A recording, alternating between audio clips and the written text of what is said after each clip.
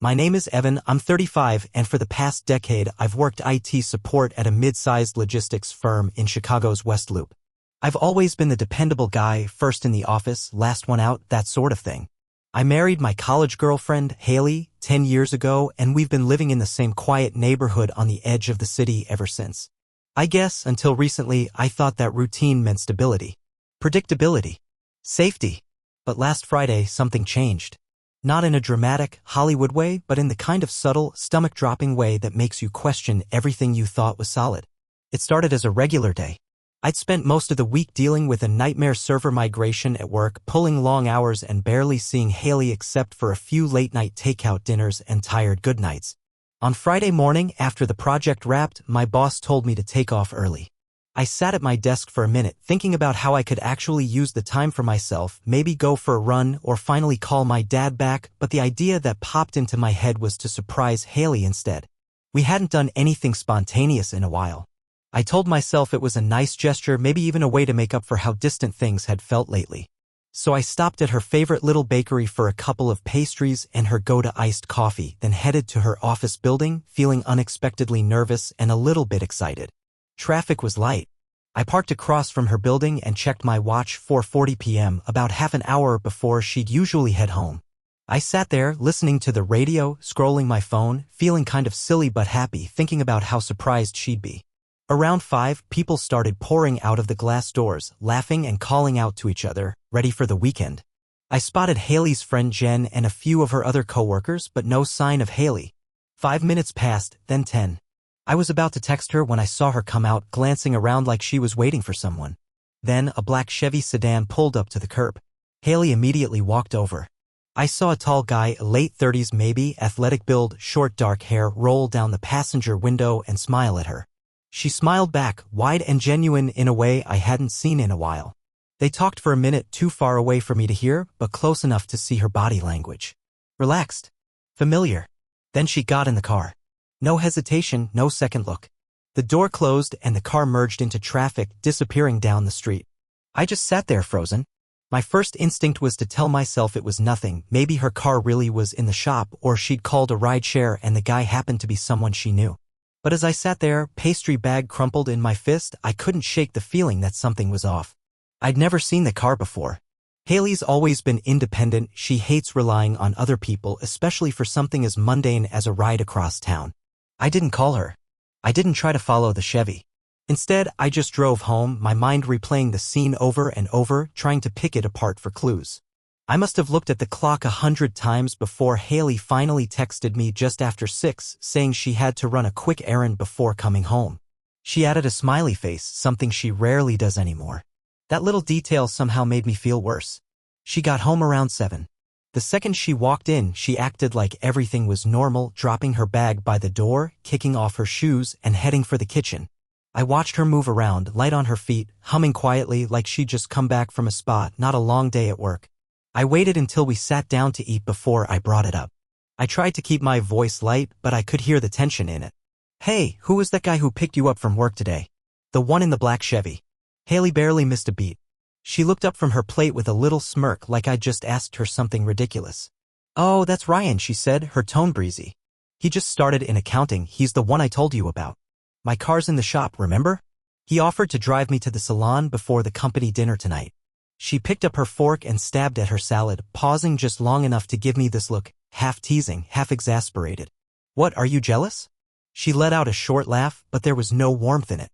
"Babe, you know you're the only one for me. Don't make this into something it's not." She turned the whole thing into a joke, like I was the one being silly. But there was a sharpness in her smile, and she immediately started talking about something else, her boss's annoying habit of sending emails at midnight, the weird playlist at the salon, anything to pull the conversation away from my question. I nodded and tried to act normal. But something inside me felt like it had shifted. The rest of dinner passed in a blur. Haley talked a mile a minute, barely pausing for breath, and I realized she never once looked me in the eye after that. Later that night, as she got ready for bed, she joked again about me being the jealous husband. But I could tell she was watching for my reaction out of the corner of her eye. When I told her good night, she just murmured, "Love you," and rolled over, pulling the covers up tight. I lay awake long after she'd fallen asleep, staring at the ceiling, trying to convince myself that I was overreacting. But the image of her getting into that car replayed in my mind, over and over, and every time I saw it, it felt a little less innocent. Looking back, maybe this was the moment when I started to really question what was happening in my marriage, or if I ever really knew Haley at all. After that night, nothing in my marriage felt routine anymore. Even the smallest details started to feel loaded, suspicious, almost like every day was some sort of test that I kept failing without realizing it. I know what people say, that hindsight is 20/20, that you only see the signs when you're looking back, connecting dots you never thought twice about before. But the thing is, once you notice the first crack, your brain won't let you ignore the rest. The next morning, I couldn't shake the feeling that I was missing something obvious.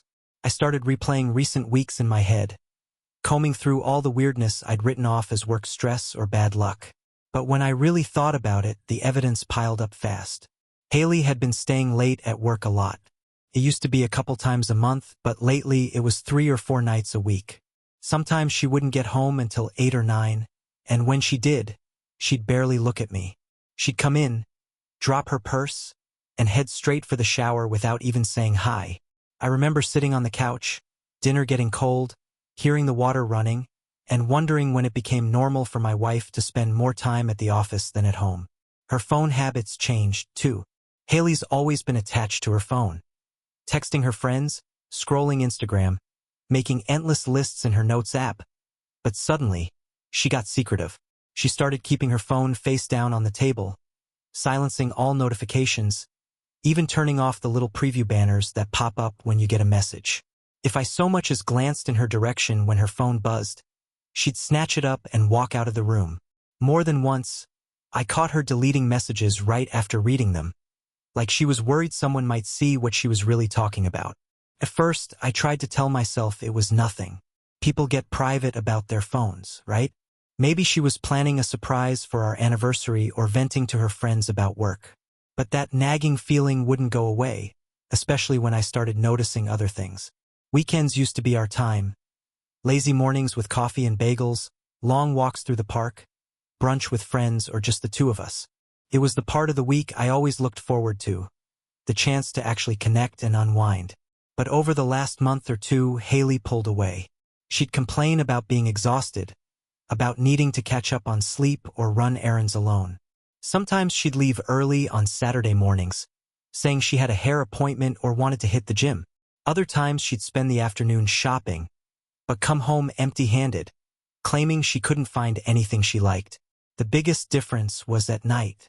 I don't know when it started, but at some point, Haley stopped reaching for me in bed. She'd turn away, hugging her pillow, saying she was too tired or not in the mood. If I tried to hold her, she'd tense up, like my touch annoyed her. There were no more late-night talks, no quiet laughter about some inside joke, just silence and the feeling that I was sharing a bed with a stranger.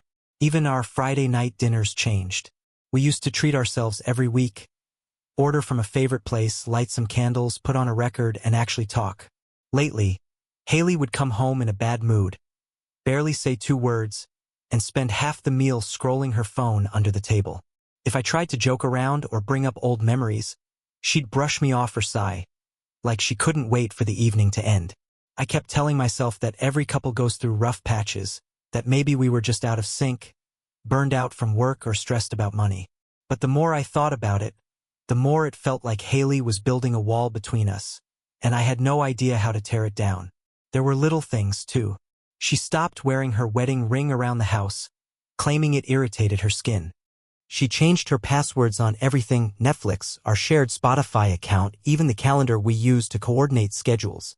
When I asked her about it, she shrugged and said she was just trying to tidy up her digital life.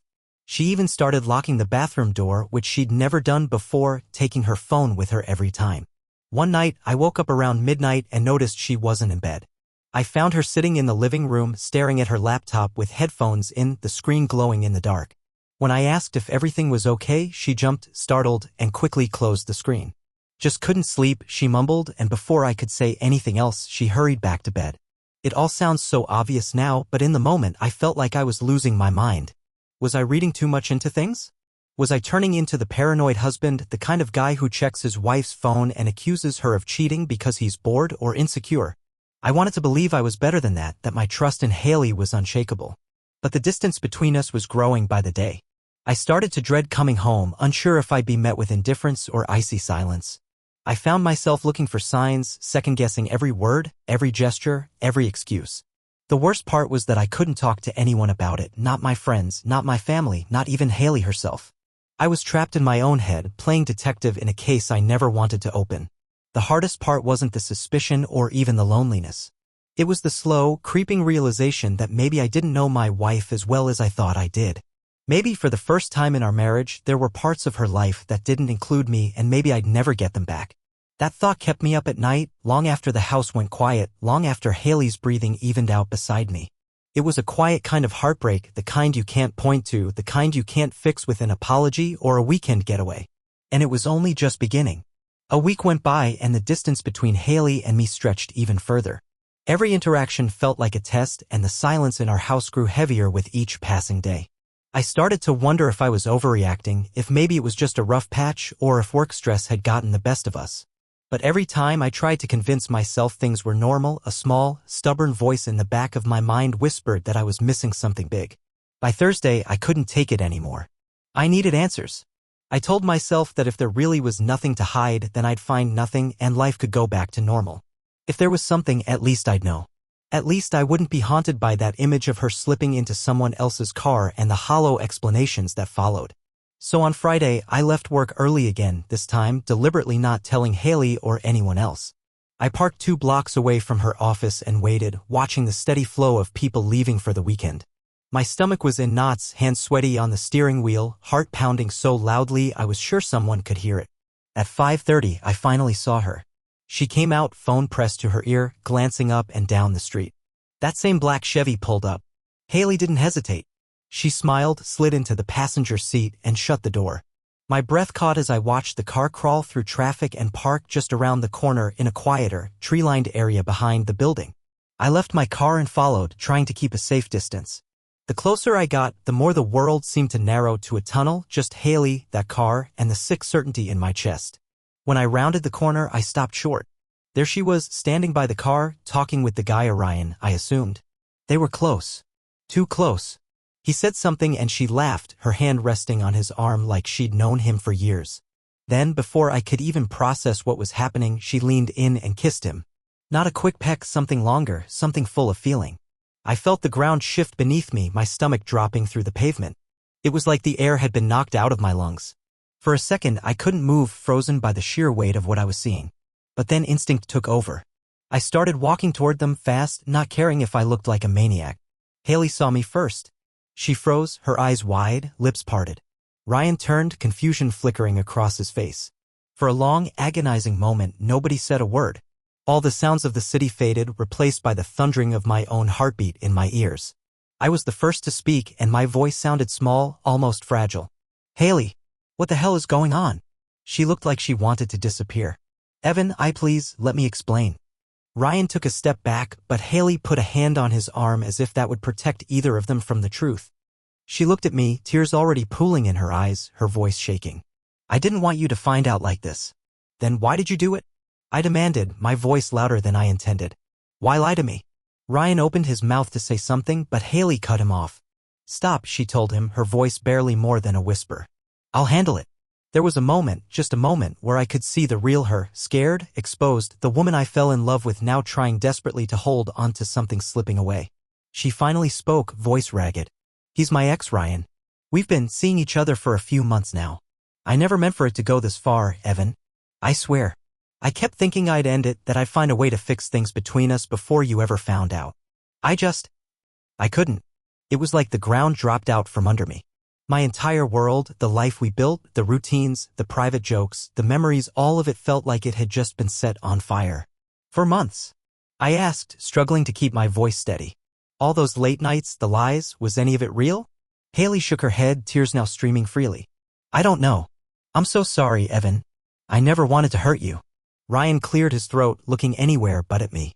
I'm sorry, man, he muttered, but the words didn't matter. They barely registered. All I could focus on was Haley, her hands still resting on Ryan's sleeve, her eyes begging for forgiveness I didn't have to give. I stood there, feeling completely hollow. I'd spent weeks, maybe months, rationalizing every red flag, every odd moment, convincing myself I was imagining things. But here it was undeniable proof in the open with no more excuses left. Haley started to say something else, but I held up a hand. "Don't," I said, my voice sounding unfamiliar to my own ears. "Don't say you're sorry. Don't say you didn't mean it. I need some air." I turned and walked away, barely aware of where I was going, the city spinning around me. I didn't know if I was angry, heartbroken, or just numb. All I knew was that nothing would ever be the same. The woman I thought I knew, the woman I'd trusted more than anyone, had been living a double life, and I had to face the ugly truth. Our marriage wasn't just broken. It was over. That night, I sat in my car for what felt like hours, staring out at the city lights, trying to make sense of everything. Eventually, I drove home. The apartment felt colder, emptier, even though nothing had changed except the truth. I don't know how long I sat there in the dark, my thoughts looping in circles, Haley's confession echoing in my mind. I realized then that you can know someone for years, share a life, a bed, a future, and still miss the signs that something's dying. And sometimes, the hardest thing isn't facing the betrayal. It's accepting that the person you loved most is the one who hurt you the deepest. The next few days felt like I was walking through the ruins of my own life. The apartment was too quiet, filled with the ghosts of routines that no longer made sense. Haley stayed at her sister's place, at least, that's what she told me, and even though her things were still in the closet and her shoes still lined the entryway, it felt like she was already gone. I cycled through every stage of grief, anger, sadness, disbelief, even guilt. I'd ask myself if I could have done something differently, if I'd missed the real reasons she started pulling away. But every time I tried to lay the blame at my own feet, that image of her and Ryan in the street would push its way back into my mind, and all I could feel was the deep ache of betrayal. After a couple days, Haley called and said she needed to come by and talk. I almost ignored her text, but something in the tone, more urgent than before, made me say yes. She came by in the afternoon, eyes red, hair tied back like she hadn't slept in days. She stood in the kitchen, twisting her hands together, and I braced myself for another apology, another round of regret. But that wasn't what happened.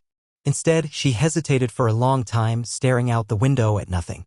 Finally, she turned to me, her voice lower and more serious than I'd ever heard it. "Evan, there's something you need to know. It's not just about us. It's about our families." That caught me off guard. "What do you mean, our families?" She closed her eyes for a second, gathering herself, then started talking. "Ryan didn't just come back into my life by accident. He came looking for me. For us. Because of something that happened years ago, before you and I even met. Something my dad and your dad were involved in." I felt a chill run through me. My dad passed away when I was in college, and I always thought he was just a hard-working, old-school guy who did what he could to give us a normal life. The idea that he'd been mixed up in something shady felt impossible. Haley took a shaky breath. "Ryan's family, his dad, was business partners with our dads. There was a deal, something that went wrong. I don't know all the details, but I know my dad and your dad pinned the blame on Ryan's family to save themselves. They ruined him, Evan. Bankrupted him, maybe worse. And now Ryan wants payback. That's why he came back. It's not just about me. It's about you. Your name. Your family." I just stood there stunned. "You're telling me this is all some kind of revenge plot?" She nodded, tears streaming down her face. "He used me, Evan. He wanted to get to you, to hurt your family, to make us pay for what happened to his. I didn't see it at first, I thought I was just reconnecting. But the more I found out, the more I realized I was just a pawn. For a second, I couldn't even breathe. The last week had been a nightmare of betrayal, but this was different. This was a whole other level. Everything I thought I knew about my family, my marriage, even myself, suddenly felt unstable, like I'd been living in a house built on sand. "Why didn't you tell me sooner?" My voice was barely above a whisper. Haley's shoulders slumped. "I was scared. I thought I could control it. I thought if I ended things, he'd go away. But now I don't know. He's angry, Evan. He's not going to stop." I stared at her, my mind reeling, trying to put the pieces together. Betrayal is bad enough when it comes from someone you love. But when it's tangled up in secrets that started before you were even born, it feels like the ground itself is giving way. Haley reached for my hand, but I pulled away. "I need to talk to your dad," I said quietly. "And my mom. I need to know the truth." She nodded, wiping her eyes. "I'll come with you. Whatever happens next, we have to face it together." I wasn't sure if I believed her. I wasn't sure I trusted anything anymore. But for the first time I understood this wasn't just a story about a marriage falling apart. It was about old sins, old debts, and a new kind of reckoning I never saw coming. And for the first time since all this started, I wasn't just scared for my marriage. I was scared for all of us. After Haley dropped that bombshell, I spent the rest of the day wandering around the apartment like a ghost. I barely noticed the mess, barely noticed the way the afternoon sunlight stretched across the floor. I just kept replaying her words in my head, trying to convince myself this was some kind of nightmare I'd wake up from. But there was no waking up. It was real. Haley texted her dad and set up a meeting for Saturday afternoon. I didn't sleep much that night. Every time I closed my eyes, I saw flashes of my childhood birthday parties, cookouts, my dad and her dad shaking hands and laughing, our two families seeming so normal. But now even those memories felt tainted, twisted by the knowledge that everything I thought was simple was just a layer over something darker. Saturday came. Haley picked me up and we drove out to her dad's place in the suburbs, neither of us saying much. Her hands shook as she turned the key in the ignition, and I could see she'd barely slept too. As we pulled up, I tried to picture how this conversation was supposed to go. Did I confront him like an interrogator, or did I ask like a scared kid desperate for the truth? Mr. Scott answered the door with a tired smile, wearing an Old Bears sweatshirt and jeans. He seemed smaller than I remembered, or maybe it was just the weight of what we were about to ask. Haley gave him a quick hug, but I stood back, arms crossed, heart pounding. We sat around the old dining table where I'd eaten 100 family dinners, and for a long minute no one spoke. Finally, I took a breath and broke the silence. Mr. Scott, we need to ask you about something. About you and my dad. About Ryan's family. The color seemed to drain from his face. He looked at Haley, then back at me, and for a second I thought he might lie. But something in my expression, or maybe just his own guilt, made him nod, slow and heavy, like he'd been waiting for this day. He leaned forward, resting his elbows on the table, voice quiet. I figured this would come out one day. I'm sorry you have to hear it from me, Evan. He started talking, and as he did, the image I had of our dad's honest, upstanding guys just trying to make a living fell apart. He told us about how, decades ago, he and my father had gone into business with Ryan's dad. Something went wrong, a bad investment, fraud, who really knew at this point, and the whole thing started to collapse. Facing ruin, our fathers had decided to pin the blame on Ryan's family, fabricating documents and leaking just enough dirt to ruin their name and keep their own hands clean. They lost everything, Mr. Scott said quietly, his gaze on the table. Their business, their house, their reputation. I told myself it was just business, that I was protecting my family, but it's haunted me every day since. I never thought it would come back like this. He wiped at his eyes and looked up at me. Your dad, he wasn't a bad man, Evan. But we both made terrible choices. We thought it was over. I guess we were wrong. I sat back, stunned.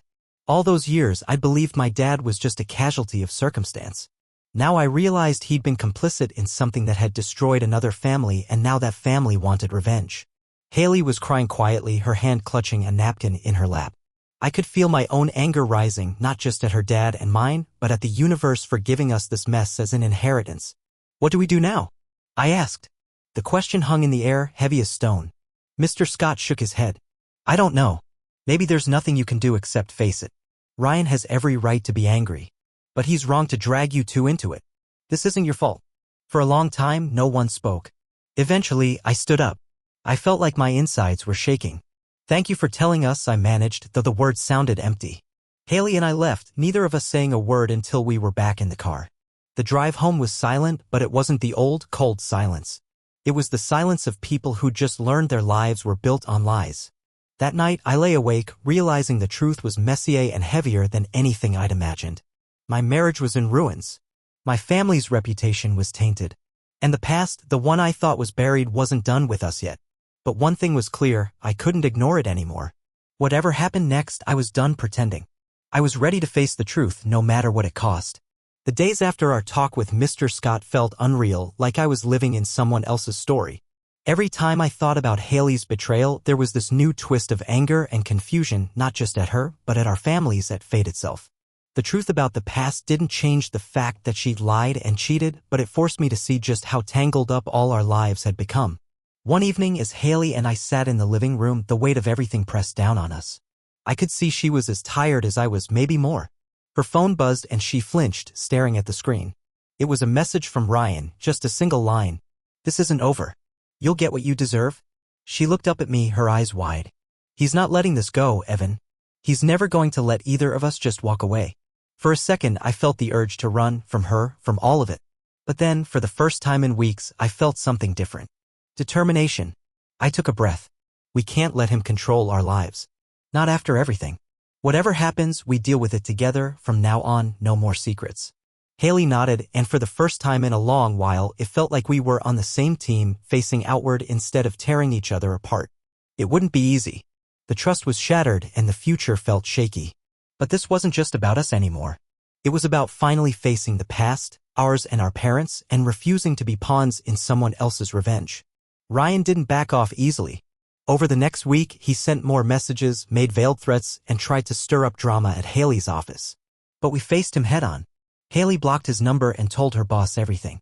I talked to my mother and started digging through old documents, determined to find out everything about what had happened between our families. In the process, I learned that moving forward sometimes means letting go. I couldn't undo what our fathers had done, and I couldn't erase the pain Haley caused me, but I could stop running from it. I could make different choices. Haley and I decided to go to counseling. Maybe our marriage would survive, maybe it wouldn't. But at least, for the first time, we were honest with each other. There were still moments of anger and doubt, but also hope, a fragile hope that maybe, after all the betrayal and heartbreak, we could start again. Not by pretending the past never happened, but by refusing to let it define us. I don't know what the future holds. But I know this, secrets always come out sooner or later. And when they do, you have to choose keep running or finally face them together.